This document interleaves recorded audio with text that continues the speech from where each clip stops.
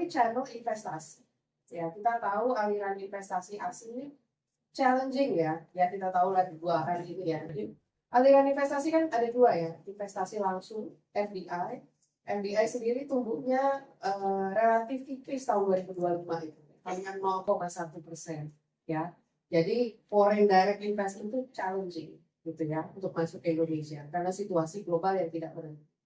Yang kedua, aliran investasi pada short term aset seperti obligasi dan saham. Kita juga tahu 2 hari ini terjadi trading fall di IHSG gitu ya. Jadi ini juga jadi challenge sendiri di pasar keuangan.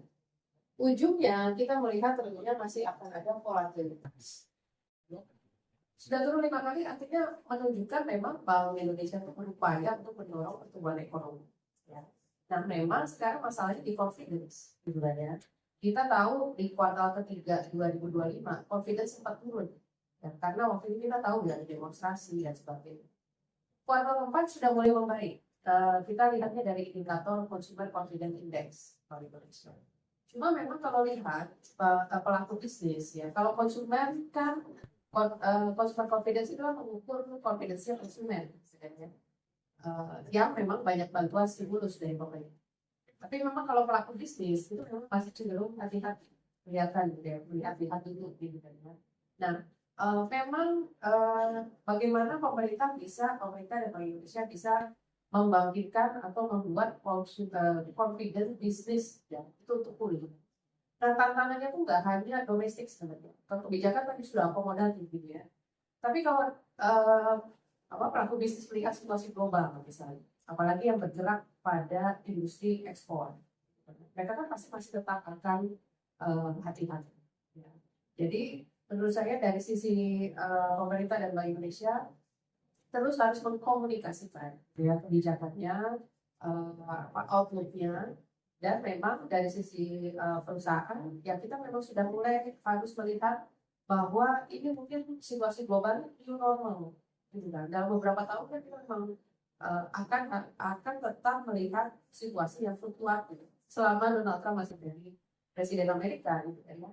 Jadi merupakan langkah yang tepat kalau sudah mulai ada calculated move lah ya dari dunia bisnis untuk mulai ekspansi ya, karena dari sisi kebijakan sebenarnya dukungannya udah lumayan maksimal, suku bunga sudah turun, likuiditas sudah naik gitu kan ya, tinggal gerakannya aja.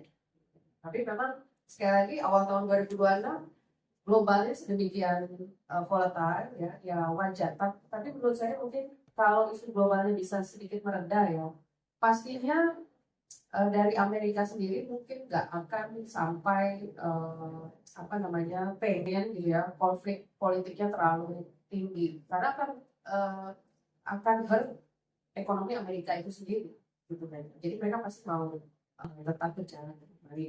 Nah, kita lihat apakah ini berangsur akan mereda, ya semoga ya. Nah, kalau memang globalnya sudah bisa mereda, pelaku bisnis akan lebih confident. Nah, kita menantikan recovery dari business confidence ya di domestik. Lalu yang kedua inflasi. Likuiditas meningkat apakah mempengaruhi inflasi?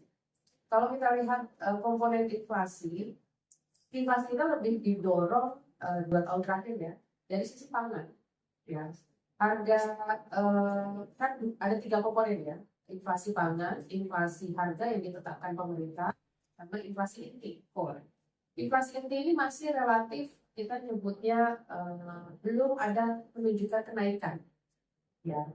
Jadi kalau likuiditas itu biasanya mempengaruhi inflasi dari segi inflasi inti. Jadi kalau demand naik, inflasi intinya akan naik. Tapi saat ini inflasi itu masih terjaga rendah. Ya, artinya kenaikan likuiditas tidak akan serta-merta mendorong kenaikan inflasi. Melalui channel investasi, ya kita tahu aliran investasi asing ini challenging ya. Ya kita tahu lagi 2 hari ini ya. Aliran investasi kan ada 2 ya, investasi langsung FDI. FDI sendiri tumbuhnya relatif tipis tahun 2025 itu, hanya 0,1% ya. Jadi foreign direct investment itu challenging gitu ya untuk masuk ke Indonesia karena situasi global yang tidak berhenti.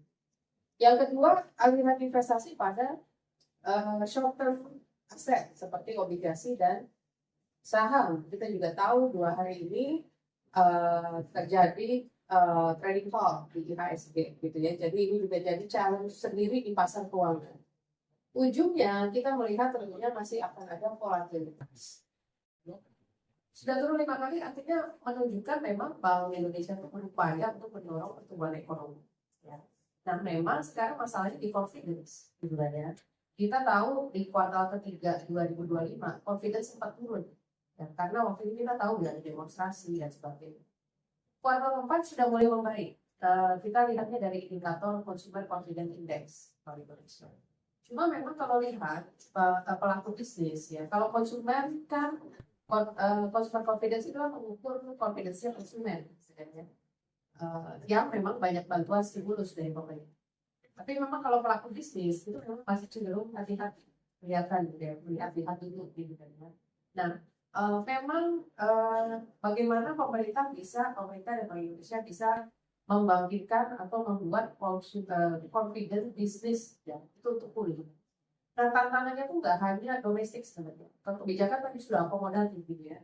Tapi kalau eh, pelaku bisnis melihat situasi global misalnya, apalagi yang bergerak pada industri ekspor, mereka kan pasti masih tetap akan hati-hati. Ya. Jadi menurut saya dari sisi pemerintah dan Bank Indonesia terus harus mengkomunikasikan ya kebijakannya, outlook-nya, dan memang dari sisi perusahaan ya kita memang sudah mulai harus melihat bahwa ini mungkin situasi global new normal gitu kan. Dalam beberapa tahun kan kita memang akan tetap melihat situasi yang fluktuatif selama Donald Trump masih jadi presiden Amerika gitu kan ya. Jadi merupakan langkah yang tepat kalau sudah mulai ada calculated move lah ya dari dunia bisnis untuk mulai ekspansi ya, karena dari sisi kebijakan sebenarnya dukungannya udah lumayan maksimal, suku bunga sudah turun, likuiditas sudah naik gitu kan ya, tinggal gerakannya aja. Tapi memang sekali lagi awal tahun 2026 globalnya sedemikian volatile ya wajar. Tapi menurut saya mungkin kalau isu globalnya bisa sedikit mereda ya, pastinya dari Amerika sendiri mungkin nggak akan sampai pengen gitu ya konflik politiknya terlalu tinggi, karena akan ekonomi Amerika itu sendiri gitu kan. Jadi mereka pasti mau tetap berjalan baik. Nah, kita lihat apakah ini berangsur akan mereda, ya semoga ya. Nah, kalau memang globalnya sudah bisa mereda, pelaku bisnis akan lebih confident. Nah, kita menantikan recovery dari business confidence ya di domestik. Lalu yang kedua inflasi. Likuiditas meningkat apakah mempengaruhi inflasi? Kalau kita lihat komponen inflasi kita lebih didorong 2 tahun terakhir ya dari sisi pangan ya. Harga kan ada 3 komponen ya, inflasi pangan, inflasi harga yang ditetapkan pemerintah, sama inflasi inti core. Inflasi inti ini masih relatif kita nyebutnya belum ada menunjukkan kenaikan ya. Jadi kalau likuiditas itu biasanya mempengaruhi inflasi dari segi inflasi inti. Jadi kalau demand naik, inflasi intinya akan naik. Tapi saat ini inflasi itu masih terjaga rendah. Ya, artinya kenaikan likuiditas tidak akan serta-merta mendorong kenaikan inflasi.